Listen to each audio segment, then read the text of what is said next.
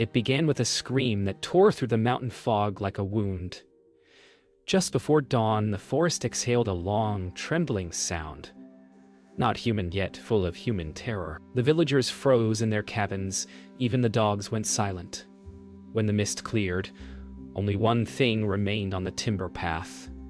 A motion camera, its crank still turning, capturing something that shouldn't have been there. Later, when the film was developed, they saw it. A figure, half swallowed by shadow, standing beside the felled oak. Its outline blurred, edges trembling like smoke caught in wind, the air around it. Then Constable Varga would say it was a trick of light.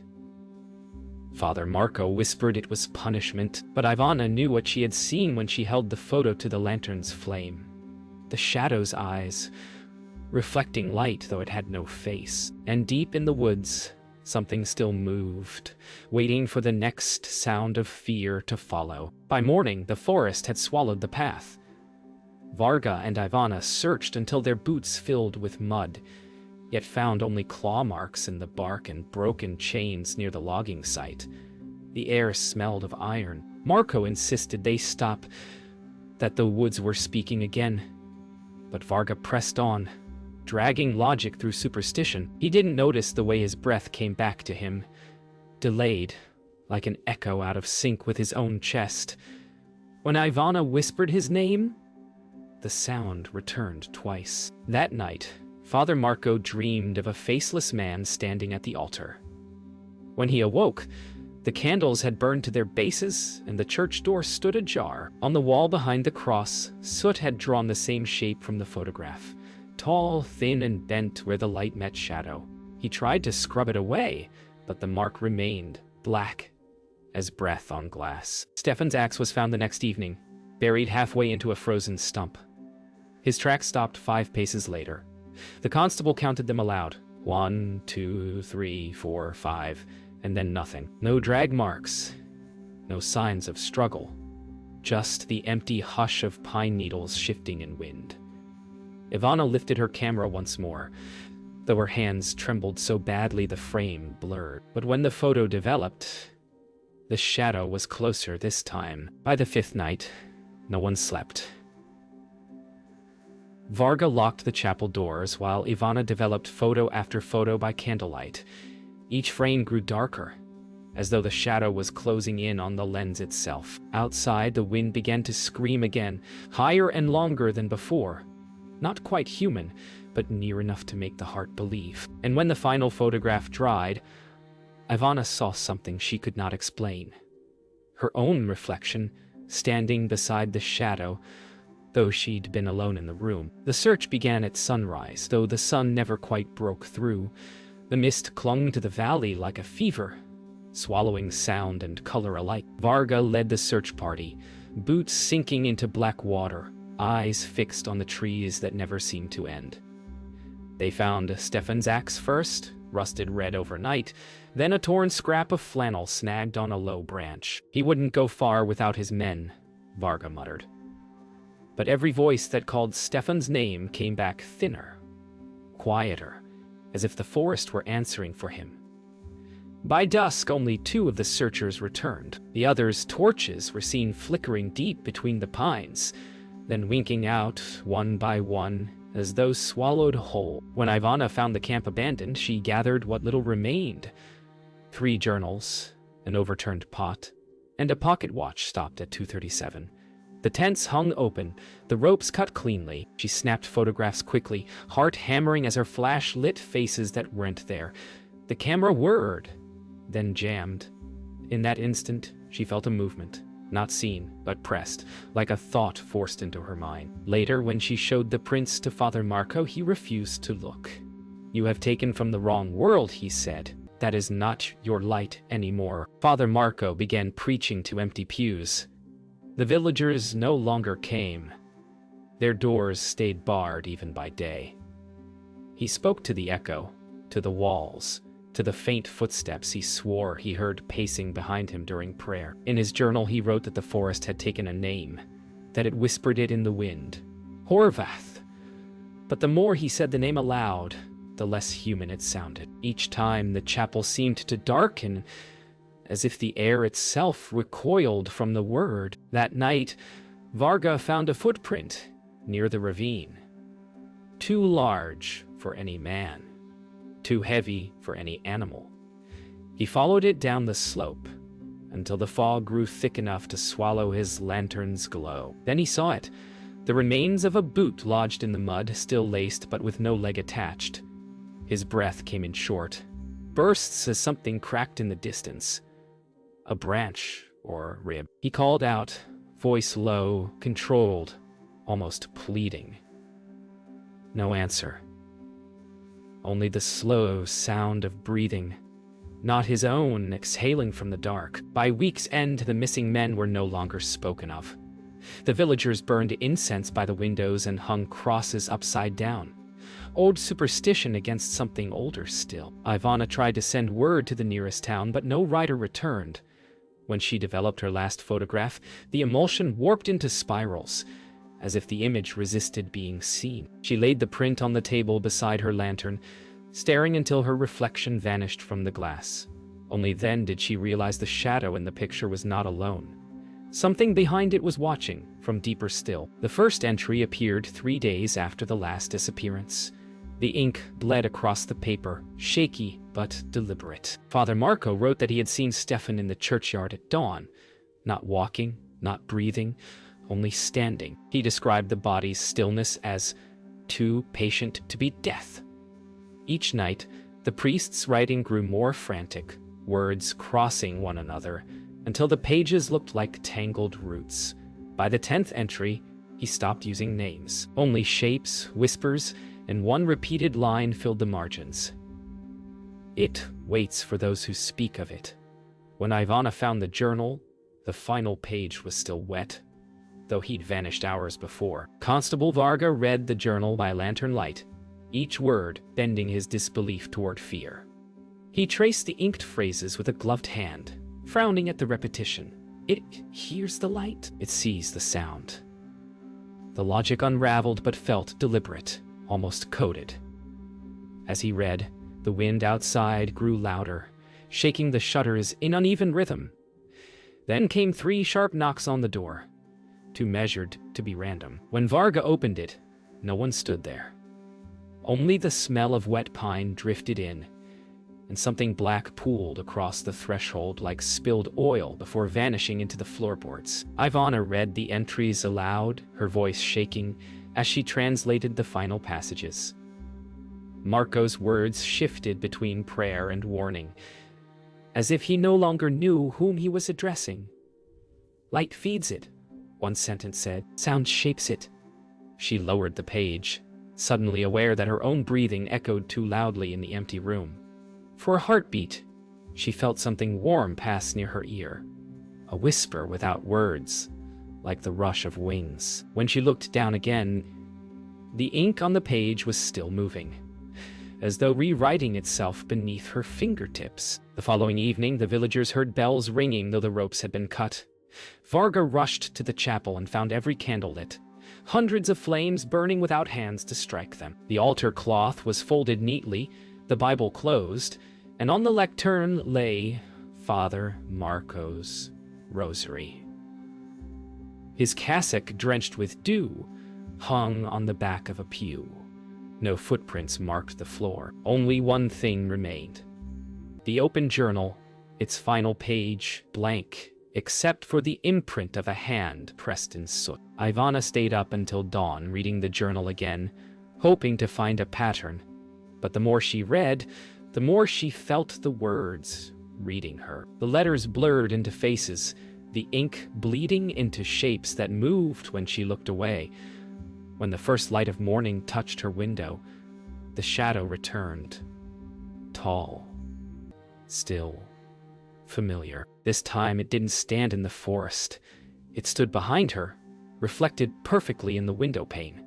Yet, when she turned, the room was empty. Only her camera clicked once on its own, capturing the last photograph she would ever take. A week after Father Marco's disappearance, Ivana carried the remaining photographs to the railway outpost. The technician, a young man with ink-stained gloves, agreed to develop them again under brighter conditions. But as the image appeared, his face changed, first curiosity, then disbelief.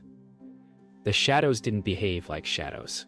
They resisted the chemical bath, outlining a figure that seemed to move across the frame as the liquid swirled. He whispered that the negative was breathing. Ivana watched as the dark shape stretched its limbs within the silver nitrate, as if the photograph itself remembered more than the moment it captured. Constable Varga examined the developed print under his magnifying lens. The figure's limbs bent at unnatural angles, joints reversed like broken reflections. Behind it, tree trunks curved as though drawn toward the center of the frame. He adjusted the focus again and saw, faintly, a second figure behind the first. It was smaller, closer to human but headless, with light leaking through its chest like glass. Varga shut his eyes, muttering a prayer. He didn't believe it. When he opened them, the print had changed. The smaller figure now stood closer to the lens. Ivana took the photograph to a university in Viv, begging the professors to examine the distortion. Most refused to touch it, but one physicist agreed. A woman who spoke gently but kept glancing over her shoulder. She noticed the exposure pattern first. The light seemed reversed, the brightest parts recorded as void. "It's not a reflection," she said softly. "It's the absence of one." The print absorbed light rather than reflecting it. As she explained this, the bulbs overhead dimmed to near darkness. The physicist stopped talking, eyes widening. The photograph resting on the table was glowing faintly from within. By nightfall, the photograph could no longer be contained. The glow pulsed rhythmically, matching the cadence of a heartbeat. Varga, summoned back to the city, demanded it be destroyed. But Ivana hesitated. "If we burn it, we lose proof," she said. "If we keep it, we lose everything else." As the two argued, the light in the room shifted. Every shadow pointed toward the table, bending like compass needles toward the image. The photograph began to hum, soft at first, then louder, until glass in the windows trembled. When Varga reached for it, the sound stopped. So did the lamps. In that perfect silence, something exhaled between them. By dawn, the photograph was gone. The frame still sat on the table, glass intact, but the image inside had vanished, replaced by the pale outline of two figures standing shoulder to shoulder. Ivana and Varga. The same posture, the same distance, as if captured by an unseen hand in the same moment they last looked upon it. The forest outside was silent again, unnaturally so. Only one thing broke the stillness. The faint click of a camera shutter from somewhere in the dark, though no camera remained. They left the village before dawn, carrying only lanterns, a rifle, and the frame that once held the photograph. The road was gone, swallowed by a fog so dense it swallowed the echo of their footsteps. Each breath came back slower, distorted, as if time itself lagged behind them. Varga led the way, muttering that the forest owed them answers. Ivana followed in silence, clutching the empty frame to her chest. By midday, the mist thickened into rain. The trees grew closer together, trunks twisting like ribs, until the light above turned the color of old paper. Then came the sound again, a scream, distant yet near, both behind and ahead at once. As the scream faded, Varga found footprints, larger than his own, pressed deep into mud, leading in circles. He crouched to measure one, and noticed a faint tremor in the soil, a heartbeat pulsing beneath the earth. Ivana lifted her lantern, and the light bent, warping the air like heat. She whispered that the forest was breathing. The ground shifted again, exhaling mist in short bursts that sounded almost like words. For the first time, Varga looked afraid. "It's following the sound," he said. "Not us. The sound." But before Ivana could answer, her lantern flickered out. Night fell without warning. They built a small fire, though the wood refused to burn cleanly. The smoke coiled downward instead of rising. Ivana stared into the flame until her eyes blurred. In its shifting glow, she saw faint shapes moving between the trees, too fluid for human form. One leaned close enough that she could see the pattern of her own face flickering across its surface, as if it were made of reflection. Varga loaded his rifle with shaking hands. "If it bleeds," he whispered, "it can die." But when he pulled the trigger, the gun misfired, the bullet sliding gently from the barrel, as if rejected by the air itself. Sometime after midnight, the whispering began. Not words, breaths overlapping in patterns, like wind through hollow wood. The air grew thick, pressing against their ears until both dropped to their knees. Varga shouted, but his voice came back wrong, pitched lower, stretched. Ivana covered her ears, yet still heard the whispers forming her name again and again. When she opened her eyes, the forest glowed faintly.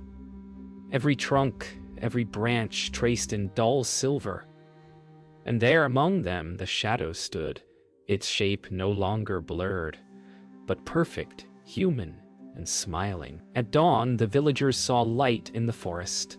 Not fire, but something colder, steadier, pulsing like a heartbeat. When they reached the clearing, there was no fire, no camp, no sound. Only the empty frame lay on the ground, its glass cracked into a pattern that looked almost deliberate. Two figures standing beneath a tree. The forest was silent again, but the wind carried an echo, soft and distant, like a shutter clicking once, then twice. They would later say the trees had changed shape, leaning slightly inward, as if listening to the earth beneath them breathe. In 2024, an Austrian historian named Professor Elias Krenn received a parcel without a return address. Inside lay a metal reel labeled simply, Horvath, 1912. The tape, brittle with age, had been sealed within an old constable's evidence box. Krenn, intrigued, fed it into a restored recorder. For a long moment, there was only static, then faint breathing, slow and deliberate. A voice, cracked and distant, whispered something in Hungarian. "Do not listen in the dark."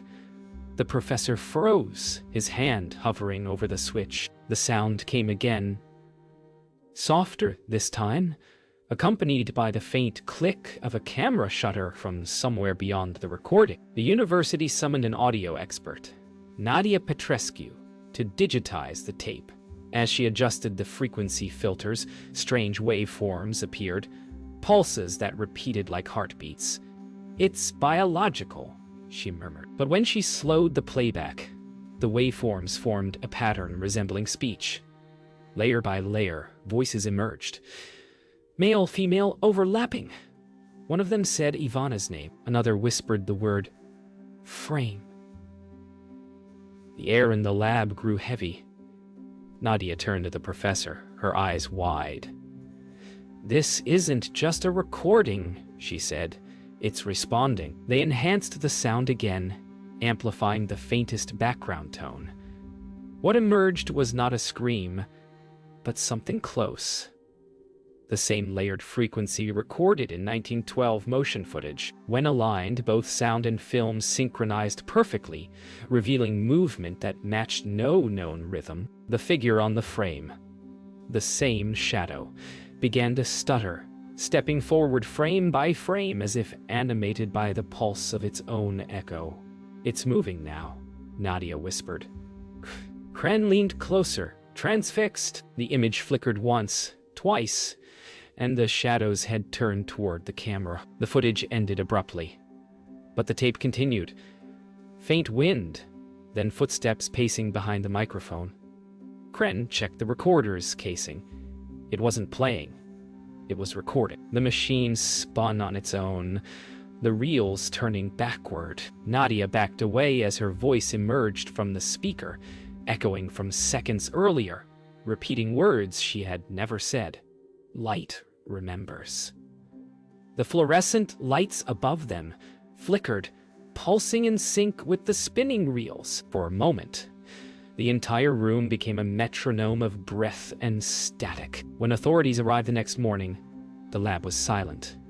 The recorder still spun, though no tape remained on its reels. Only a faint clicking filled the air, like the steady shutter of a camera. On the table lay a new photograph, freshly developed despite no darkroom nearby. It showed the empty laboratory, perfectly lit, except for one detail. Two indistinct figures standing in the corner, their outlines half-formed, one holding a lantern, the other a frame. The timestamp read 1912. The recovered photograph became an obsession. Kren displayed it under controlled light, hoping to understand its impossible timestamp, but each exposure revealed something new. Faint motion, shifting light, outlines of faces not visible before. Nadia noticed it first. The image wasn't static. It was recording. Every 12 hours, the shadows in the photo changed position, as though time continued within the print itself. The latest frame showed the two figures, Ivana and Varga, turning their heads toward the camera, and behind them something larger began to emerge from the fog, its shape reaching across the century to meet their gaze. The phenomenon escalated. Sensors around the photo began recording temperature drops and faint magnetic pulses, synchronized with the flicker of light inside the print. Nadia, fascinated, installed a camera to capture the changes. But when she played the footage back, she saw herself standing behind the photograph. Though she'd been at home that night, her reflection blinked once, then smiled, the same half-smile seen in the earliest Carpathian images. The next morning, the power failed across the lab. The camera light remained on, pulsing softly, like a living heart. Professor Kren began comparing the new data with Ivana's 1912 notes. Her last entry described a sound that bends light. When the professor played the old tape again, the air itself seemed to vibrate. Patterns of dust swirled into spirals, aligning with the same pulse from the photograph. "It's a bridge," he whispered, between the exposure and the observer. Nadia turned toward him, her expression distant. "Maybe it was never haunting us," she said. "Maybe it's remembering itself through us." The static grew louder, shaping into a deep, rhythmic breath. The photograph shimmered as if inhaling. The building's alarms triggered at 3:17 a.m. Security found the lab doors locked from within. Inside, the photograph hung suspended in midair, glowing brighter than ever. The air temperature had dropped below freezing, yet no frost formed. Only condensation shaped like fingerprints on glass. The photo's figures had changed again. Ivana and Varga now faced the viewer directly. Kren's shadow appeared beside them, though he was nowhere in sight. As the team stepped closer, the sound of breathing filled the room. It came not from speakers, but from the walls themselves. At dawn, the light inside the laboratory vanished. Only a single frame remained on the projector. The Carpathian forest, perfectly still, no figures, no shadows. Yet, in the tape's final seconds, the microphone picked up one clear sound. The click of a shutter, then a woman's whisper. Ivana's voice, calm and near. Light remembers.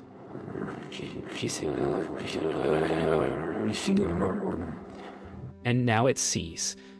The footage froze, but the reflection on the blank screen continued to move. Two shapes, stepping out of the forest, their outlines merging into one. The camera's red light blinked twice, then went dark, leaving only the faint hum of something still recording.